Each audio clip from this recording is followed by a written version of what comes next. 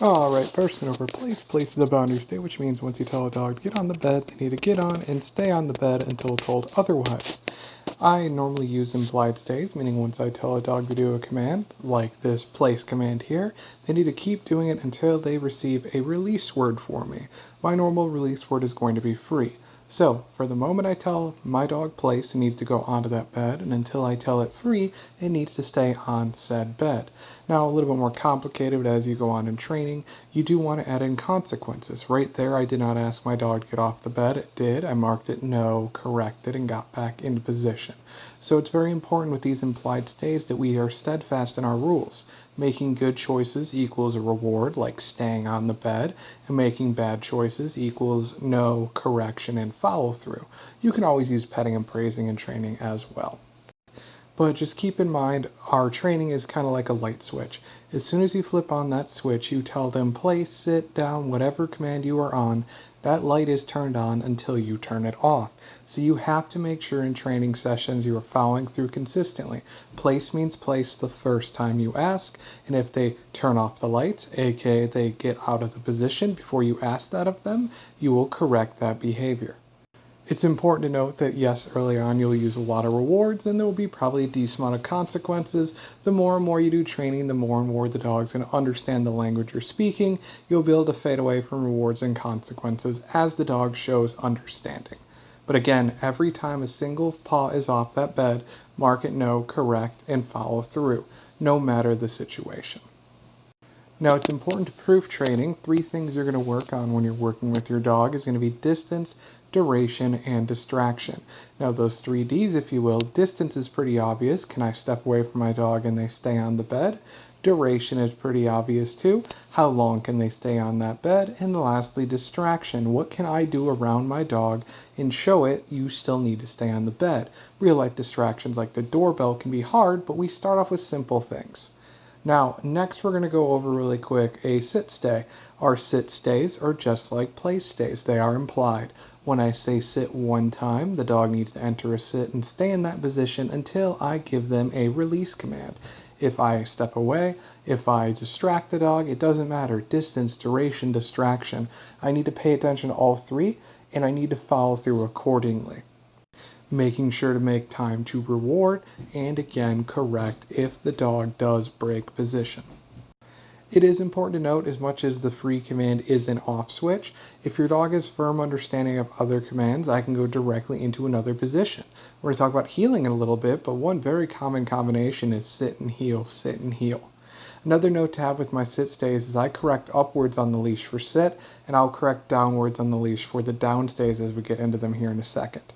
It's important to note that again, one time you ask for the command and you'll follow through accordingly. If the dog does not sit, mark it no, give that pop, and then remind it sit again.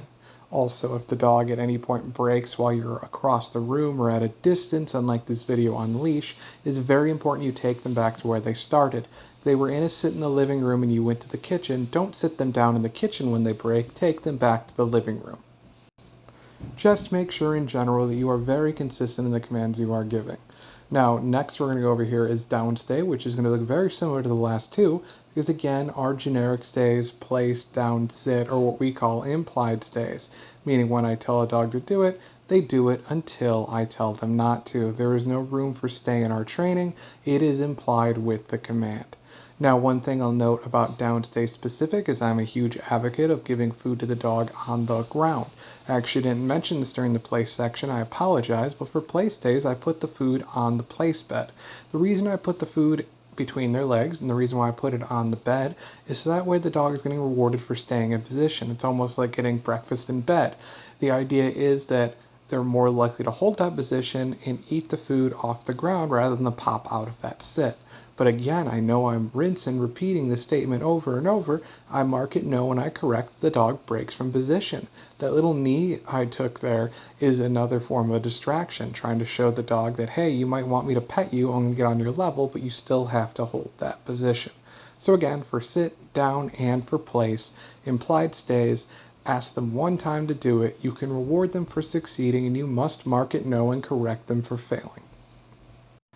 Next, we're going to go over the most basic form of a recall. So a recall is when you tell a dog, come here, or whatever word makes them come back to you. Now, this very first part here is just a simple game we play to show the dog what the word means.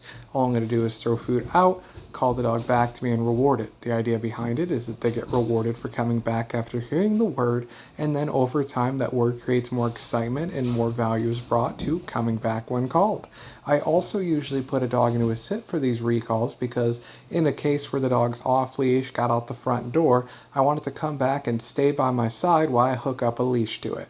So you'll see on the first rep I got the dog into a sit, the second one I just rewarded it, but I am going to make sure in the long term of training that I reward the dog for offering that sit at the end of the recall. Just like that. It is important to practice recalls on leash, but it is also important to over time fade away from doing so. In this video, I'm also using food to throw away to get the dog distracted. You don't necessarily have to use food to get them away, but again, for a dog that's very attentive like Saber here was, it's definitely an added bonus.